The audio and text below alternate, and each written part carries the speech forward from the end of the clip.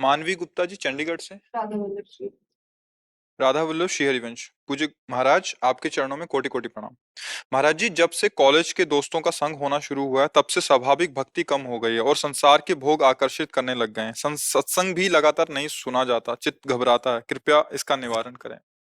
अब बच्चा, तुम तो इतने केवल कह रहे हो। हमें तो ऐसे भी बच्चे मिले कि हम नहीं करना चाहते, पर जबरदस्ती अगर ना करें, ना पिए, ना खाएं, तो हमारा निरादर करते हैं, हमें अपमानित करते हैं, हमें ऐसा। तो आप सबके बीच में अगर उनसे मिले ना तो एक अकेलापन में, मतलब ऐसे।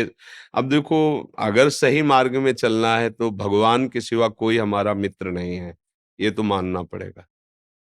तुम्हें भक्ति में सपोर्ट दे सके पूरे संसार में केवल भगवान या भगवान के स्वरूप भक्तजन।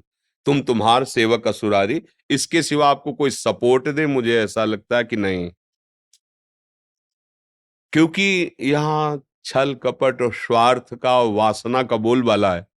तो थोड़ा आपको सपोर्ट करने की चाल चलेगा और आपसे अपने स्वार्थ की पूर्ति चाहेगा। पाए जान जगत में सब जन, कपटी कुटिल कलयुगी टंच, मेरी सो भैया कृष्ण गुण संच। महाप्रभु हरिवंश चंद्र जो कहते हैं, कोई भी तुम्हें प्रेम करेगा तो कपट से करेगा। सच्चा प्रेम तो केवल गोविंद करते हैं, गुरु गोविंद ही सच्चा प्रेम करते हैं, दूसरा कोई प्रेम नहीं करता। तो मुझे लगता है जितने से काम चल जाए, अर्थात हमारा धर्म नष्ट ना हो, उतना तक तो व्यवहार ठीक है।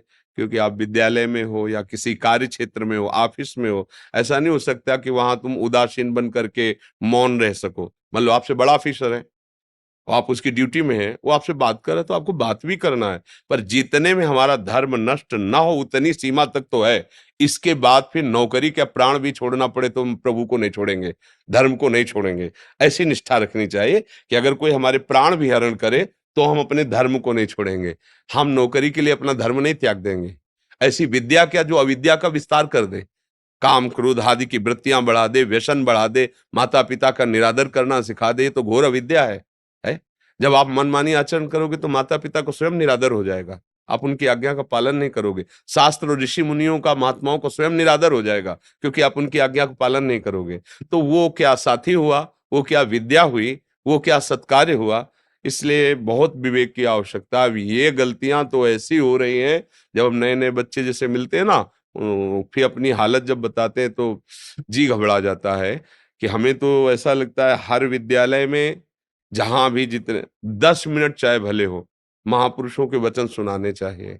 अगर आप उनको टेलीविजन पे ना दिखा सके तो कोई ग्रंथ ले लो, उसको 10 मिनट सुनाओ, तो बच्चों के अंदर भागवतिक संस्कार बने। समझें, केवल पशुता का संस्कार बढ़ता चला जा रहा है। पशुता का मतलब होता है अपनी इंद्रियों को विषयों में केवल संयोगित करके सुख की लालसा रखना, बस इतना ही सुख रहे। हमारी हर इंद्री की चाह पूर्ति, मना कष्टान इंद्रियाण प्रकृति स्थान, ये पशुता है। हमारा जीवन इसलिए नहीं मिला, इतने के लिए नहीं मिला। सच्ची कहते हैं, बात पर विश्वास कर लो।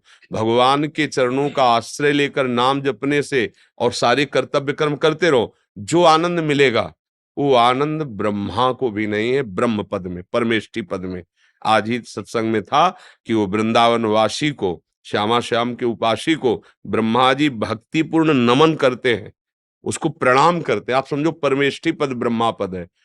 ब्रह्मादिक के भोग सब विषम लागत ताई, नारायण ब्रजचंद की लगन लगी है जाय। नारायण स्वामी कहते हैं कि श्री कृष्ण अनुराग में उन्मत्तता पाने के लिए साधक चल रहा है, तो उसके अंदर ऐसी क्षमता आ गई कि ब्रह्मादिक के भोग विष के समान लगते हैं।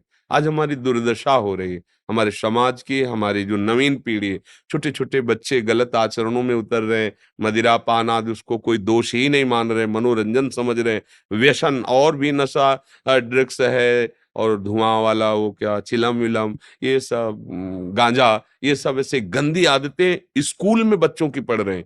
अब बोलो क्या इनकी जिंदगी होगी।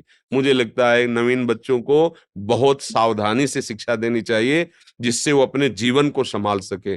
व्यसनी हो गया तो क्या, बेविचारी हो गया तो क्या जीवन रहेगा। अभी तो बच्चा है वो, अभी से हालत उसकी खराब हो गई। इसलिए आप सब बच्चों से, भाई बहनों से प्रार्थना है, अपने आप को बचाओ और दूसरों का ऐसा संग करो जो तुम्हारे सतमार्ग में लाभदायक हो। अन्यथा फिर भगवान के सिवा कोई सहारा नहीं, उन्हीं का आश्रय लो और पढ़ाई पढ़ो और एकांतवास करो अपने माता पिता की संरक्षणा में, जहां सुरक्षित। आज का समय नहीं रह गया। हम समझ रहे हैं कि हम माता पिता गुरुजनों की आज्ञा का उल्लंघन करके मनमानी स्वतंत्रता में आनंद ले लेंगे। नहीं, ये गुलामी है, मन की गुलामी है, इंद्रियों की गुलामी। जो गुरुजनों की आज्ञा में परतंत्र रहता है, उस माया से वो स्वतंत्र हो जाता है। अभय होए जो तुम्हें डराए। जो गुरुजनों से डरता है, उनकी आज्ञा उल्लंघन नहीं करता, माया उससे डरती है। और जो गुरुजन और शास्त्र का अपमान कर देता है, अवहेलना कर देता है, माया बलात् उसको गुलाम बना लेती है। छोटे-छोटे विषय, छोटी-छोटी इंद्रियों के भोग में वो आसक्त होकर के दुर्गति को प्राप्त होता है। इसलिए बच्चों सावधान, ये जो चला है, हम बार-बार कहते हैं गर्लफ्रेंड, बॉयफ्रेंड, ये आज तक हमारी समझ में नहीं आया। हमारी समझ में तो नहीं आया। क्या वो दोस्त जो हमें पतित होना सिखाए? क्या वो दोस्त जो हमारे साथ जीवन में खिलवाड़ कर दे? मतलब धर्म का कोई अस्तित्व नहीं, पवित्रता का कोई अस्तित्व नहीं, संयम का कोई अस्तित्व नहीं, हमारी दोस्ती है। भाई क्या ये दोस्ती है? और इसी का दुरुपयोग होता है। इसी का दुरुपयोग होता है कि छल करके एक दोस्त दूसरे की हत्या कर देता है, एक दोस्त दूसरे का पतन कर देता है। मुझे लगता है दोस्ती नहीं है, ये कलयुग की चाल है। बहुत संभल करके बच्चों और बच्चियों को रहना चाहिए। और हमारी बात समझ में आए तो आवे, नहीं तो राधे राधे तो है ही है, फिर देख लो।